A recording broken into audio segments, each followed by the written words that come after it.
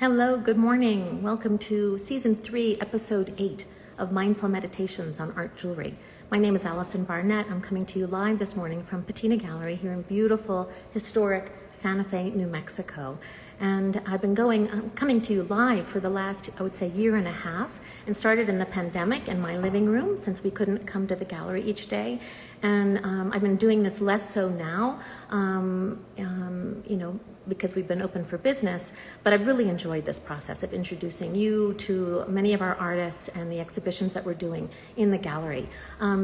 My husband and I founded Patina Gallery in 1999, and one of the first artists that we discovered for Patina, who really suited the vision and the mission for what we wanted to accomplish 23 years ago, was Petra Class. And Petra is going to join us today on this live feed, and I just want to get her into our, let's get into this really quickly. I'm going to get Petra, let's see, it looks like she joined, but now I need to get her in to our wonderful feed. Let's see how to do that real quick. Hi Petra, let's get you in. Hold on one second. Petra. And it's going to be worth the wait because I'm to you live from her studio this morning, and she's probably going to also show us. There she is. Hi Petra. We can't hear you. You cannot hear. Here, no, now we can. I gotta get. We can. Wonderful. Thank you. Thanks for joining our live feed this morning. Of course. Yeah, it's so good to see you. I was telling the audience that, you were one of the first artists that we introduced to the gallery, 23 years ago. And, you continue to be one of my absolute favorite artists in the gallery. I love working with you and love your work. And even 23 years ago, your work really suited, the vision and the purpose for why we wanted to start our gallery. So still to this day, we are riding this wonderful wave together, and I thank you. Thank you. You're doing a wonderful job. I love Patina Gallery. I wish I could be there in person right now. We wish you could too. And thanks to everyone who's joining and everyone who's live, and keep sending your hearts as we talk about Petra.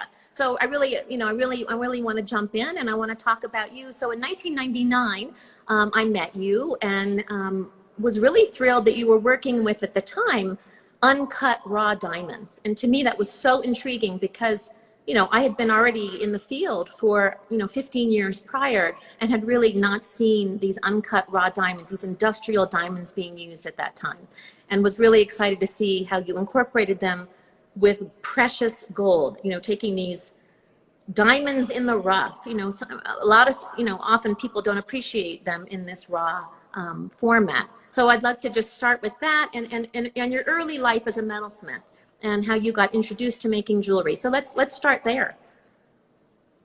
Well, I'm a university dropout. I was studying art history, and I didn't quite finish because I ran into someone who told me about this little art school in southern Germany that was offering jewelry and actually glass blowing, things like that.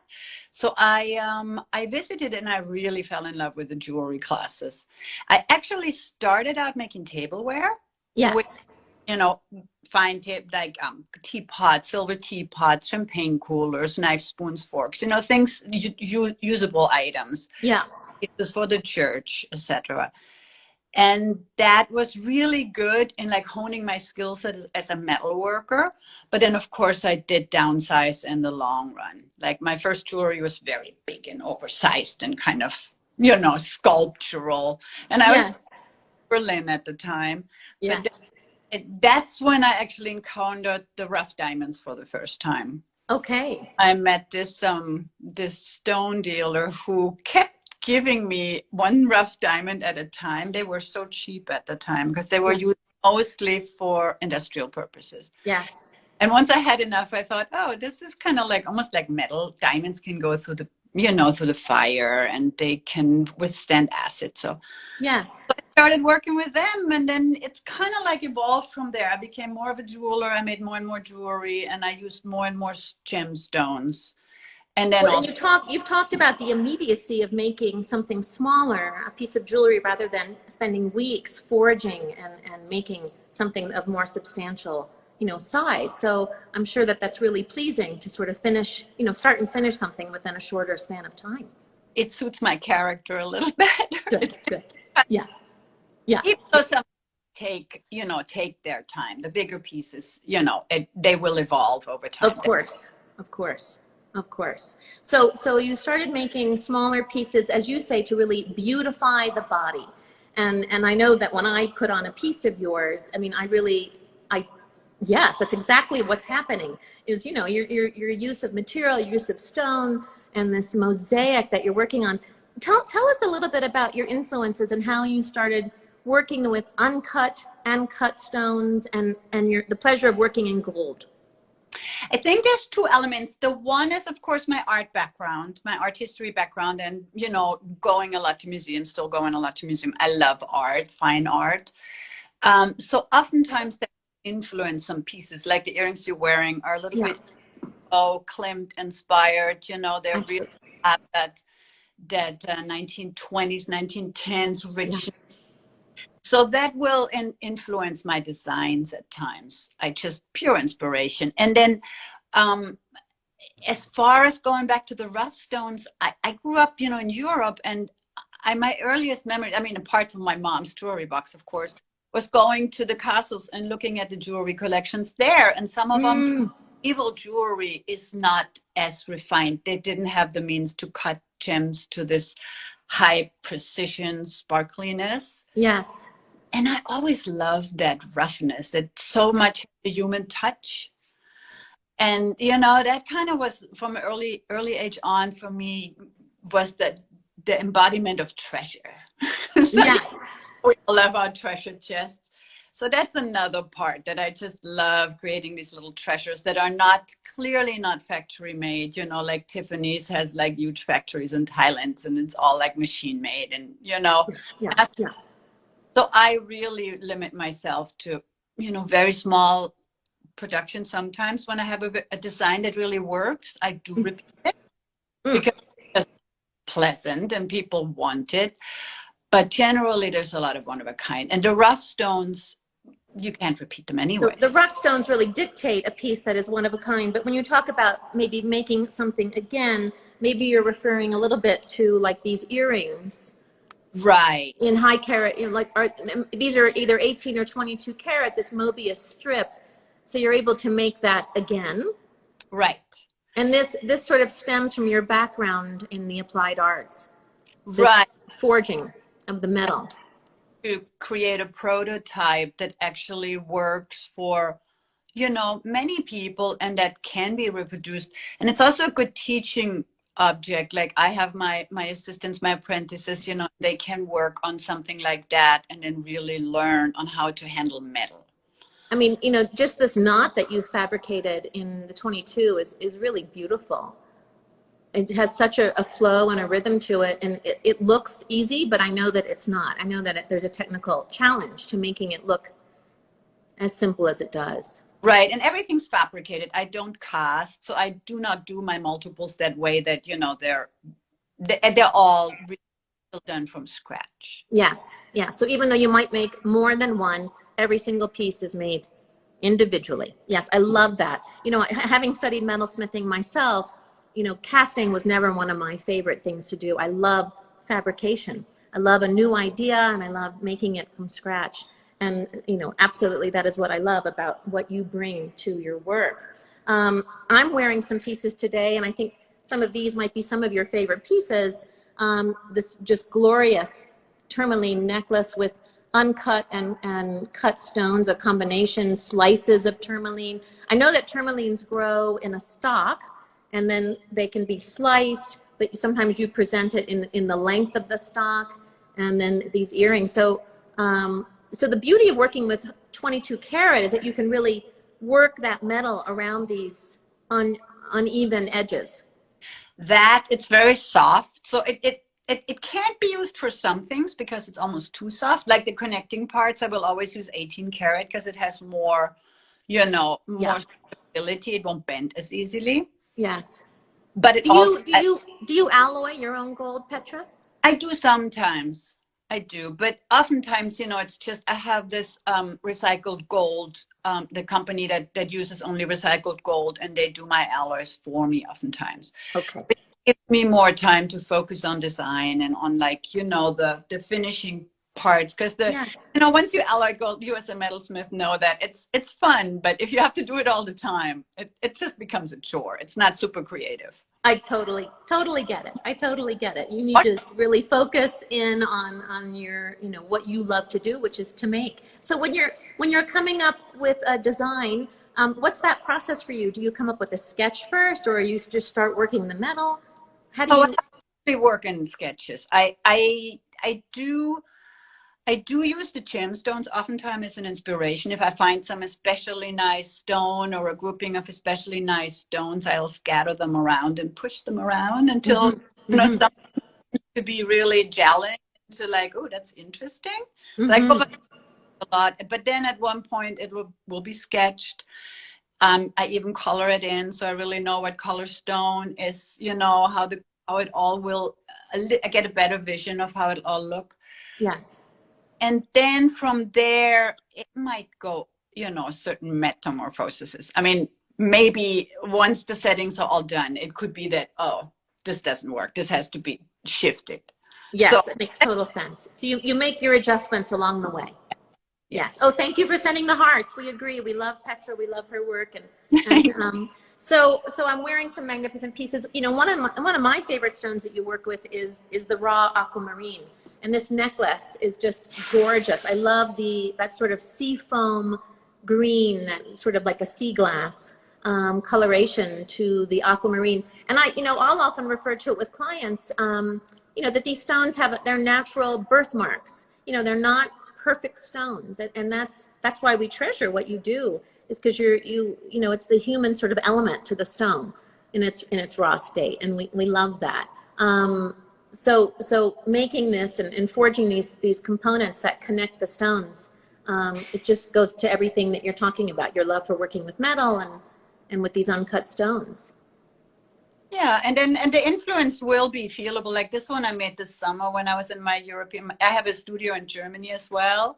Okay. You know, the lakes and being out in the greens, because it's all I see working there is fields and forest and you know, it's just wonderful to have that color reflect. Like right now I'm kind of more interested in the warmer, darker greens or the warm reds, like garnets, like the ring you're wearing. That was a winter. Yes. So there are seasonal changes, the seasonal aspects. I mean, all of these different, it all influences what you do, the time and the place where you are.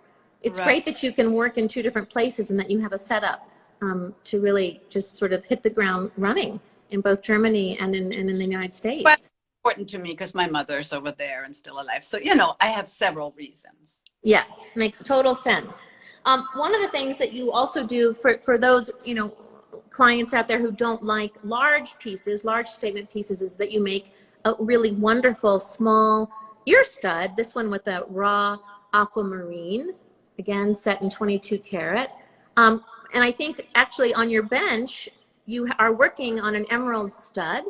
And actually, no, they're a little bigger. They're gonna dangle. I'm working on emerald bottom part, but it will be surrounded by concentric circles of gold, and then the top part is a oval. Well, I'd love, and hopefully I think everyone watching would love to see you work. Can we turn the camera and see your bench and see you working on a piece of jewelry? Doing anything? Give me a second. Let me see. So I'm actually trying to solder these. Yeah, you can see it. To solder these little circles that will surround the stones. Petra, can you tilt it down a little bit, just because the two of us are in the front? Yeah, yes, maybe even a little bit more. Something so it just keel over. 1 second. Okay. Like this. Can you see? No. No. Not yet. Like this? No, not yet. I think because we're both in the camera and the view. We have to lift it up. I might have to angle it down just a little. It's gonna fall in a second. You know, I can't really do it, I think. Okay, well, just do it as far as you can. And so this is how this works. This is, even jewelers in the US are very fascinated. This is a blowtorch and has been used for centuries in Europe. And I kind of you know, that's how I learned to solder. So you add the oxygen to the flame by blowing. Ooh. And this is the flame. Amazing. And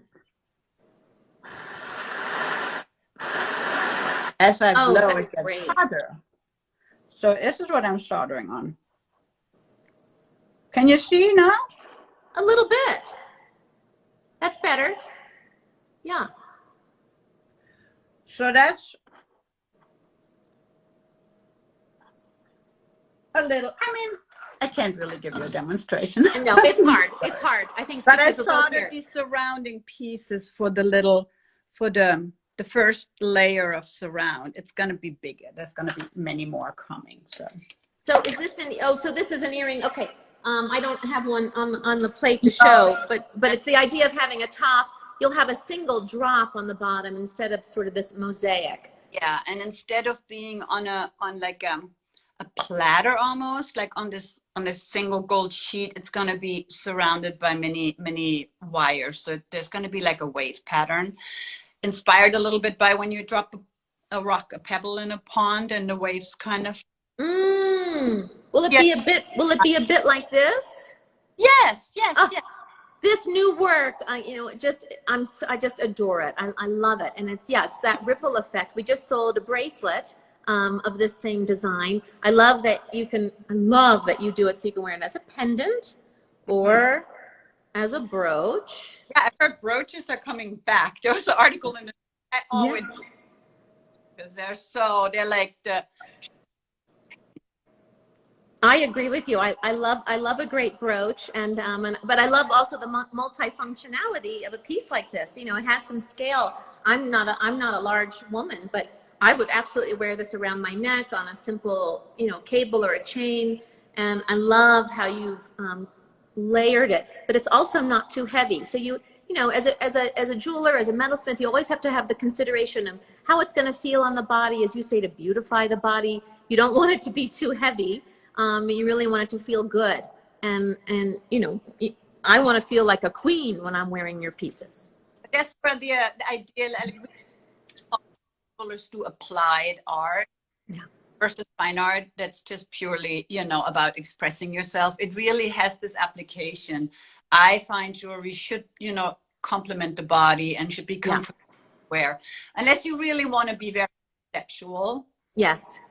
Not really my intention right now at this point in my life. You know, I'm not worried to express political views or to kind of be edgy in that sense. I like to be edgy in my designs. I hope I'm a little bit expanding the, you know, boundaries of conventional jewelry, but you know, there's nothing wrong with celebrating beauty. And to me, your work is beautiful. It is edgy. It's different, but beauty never goes away. It never gets old. One of the things that you just sent for the exhibition is this beautiful necklace. And again, as a metalsmith myself, I love your handmade chains. You've got a variety of different links that you've used. And then your use, maybe moving a little bit away from the raw diamonds that you used to use, but using diamonds that have a little bit more life, a little bit more sparkle. Send those hearts. This is so beautiful. And I love just your consciousness so that when this is worn, you're never really looking at the back side of the piece because you've got work set on both sides. So I love, this is why we call this mindful meditations. You're mindful as you're making it as to what we want and the idea of it not ever being the back side, really celebrating both sides. Well, it will twist and turn when you wear it. So, yeah. You know. Yeah, and this one has a little bit more length to it, which is great, but you can shorten it a little bit. Can wear it short. Move it up on the chain. Quite long enough to be worn double, but that could be, you know, if somebody wanted to say, oh, we could just wrap. You could just, it's kind of this is like a toy. I just try out all the different chain possibilities in one piece. I think it's absolutely terrific. So you also have made some beautiful bracelets for this exhibition. So, and I love the abundance. You know, you're using a lot of gems in these pieces, but again, it's not really terribly, it's not weighty. And it just, you know, this double aquamarine. So you've got the balance in the composition of working with these uncut and cut materials and stones. You've got everything set, you know, fully in the back and the front. You've been coined as saying it's controlled chaos. So, which I've always loved, and you really are doing that. I love how you use these bars of gold to connect everything. It's an unusual design sensibility, and it is yours. It gives it some lightness and airiness despite the size, you know. Yes. It just has, I love working with negative space. And that's one of the examples, you know, each of the little links has its own like inside opening that. It's marvelous. It's really absolutely marvelous, and a simple clasp. I mean, I'm able to put it on by myself and to lock it, which is always great for an independent woman to be able to put on her own jewelry. You also have this, you know, going along the same lines as that necklace, this gorgeous new bracelet with rose cut diamonds, raw diamonds, diamond slices. It's really special. Yeah, that was fun to make. Yeah. I mean, I'm trying as much as possible to free myself, which of course is not always doable, but to free myself to make these pieces that I really have fun doing. Yes. You know? Well, to me, it's very evident that you're having a good time making these pieces, because I feel the love, and I think it's just glorious. And then sometimes you also make, you know, again, that use of the uncut. So these are uncut tanzanites. I mean, what a color. These are really special. Midnight blue. I actually test drove that before I sent it to you. I had an event to go to, and I had this totally midnight blue dress to go with it. Oh my God. I don't get to wear jewelry that often because I'm not like a very social. Well, I'm social, but you know. Yeah, of course. So when you know, we're looking at aquamarine, we're looking at diamond, we're looking at tanzanite. Do you approach it? You know, you've said that you're inspired by the season. Are you planning ahead? Are you buying like a lot of gemstones at one time, or like? Well, you could talk to my husband, and he always is grateful that I'm hoarding very small things. Yeah. I could be hoarding bigger items, and he would be in trouble. But I'm having by now doing this for many, many, many years, and having a very hard beautiful gem if I see it. If you see a gem, you buy it and know that in the future it will become something. Yeah, oftentimes sometimes I'll buy something specifically for a piece, but very often I just have, you know, my chest full of and you know your process, and you trust your instincts and historically of what you made and what you might make. Yeah, and and that's, you know, maybe it's just really time to do something without color, and I'll go for the all diamond or all gold work. Yeah, and sometimes I am drawn towards green or blue, or you know, and then I'll just go and see what I find. So, you know, this is a great example of someone who's been maybe hoarding gemstones and, you know, playing with, you know, these slices of tourmaline, with the faceted material. It's just a great piece, And that's also kind of a good example for it. That actually started with one of my galleries had a theme-oriented group show. And we were supposed, or the incentive was to use an artist, and at the time I was really into Piet Mondrian, and when he was, you know, kind of pixelating a lot of things, and so that's inspired by some of his seascapes that just kind of like has this way of creating landscape just by abstract parts. So I don't know if that comes through. That was not part of, you know, that was way back when, but I kind of still kind of repeat this theme of these mosaics, you know, they are part of that line of thought. It's fabulous. And then the other piece that comes to mind that I want to pull out from the exhibition, inspired perhaps by, is it Richard, I don't know if I'm pronouncing his name correctly, Serra, in his... Yes. His concave, convex, very large scale sculptures that you can walk through. But to me, just the minimal quality of these, working with these diamond slices it's just, excuse me, ruby slices. It's just extraordinary. And let's finish our wonderful talk just talking about this piece and that influence? Yeah, that is definitely kind of a bit on the edge as far as size. It is definitely a hefty piece. You know, you will have communication about it if you wear it. Yeah, absolutely. That's part of, you know, jewelry. It really does invite, if well done, I think it invites communication. Conversation, absolutely. And these stones, they're like windows. I love that. I love this crystal structure that you can still see in, I know, send those hearts. It's so great. You have to almost look at the piece itself to see what the light does with the rubies. It's amazing. You can see the growth lines of the crystals, and Yeah. it's really a beautiful stone. And so I found those stones, and they weren't in that shape. I cut stones too, so I cut the shape I needed them in, and so I didn't find the stones that shape. They were bigger slices that were cut in Germany in Ida Oberstein. And then I decided it was a little scary and nerve-wracking to actually go ahead and... I bet so. But I love the shape. I love the composition. I think you did a marvelous job. This piece has been a great inspiration to have in the gallery. And Petra, I can't say enough about you and how marvelous you are. I wish that you could have come and joined us for our exhibition. You know, you've got these 3 marvelous pieces of jewelry for anyone who can't join us in the gallery. The exhibition is all the works are on our website, patina-gallery.com. The exhibition, if it's not live now, it will be live shortly. Our team is working on it. It might actually be live now. But so more pieces will be on our social media channels, Facebook, Instagram, Twitter, and everything else. And it doesn't replace having you here, but having your jewelry and all your babies that you make, you know, certainly satisfies my craving to experience you and the beauty of what you make every day. So I'm really so appreciative that you joined us this morning.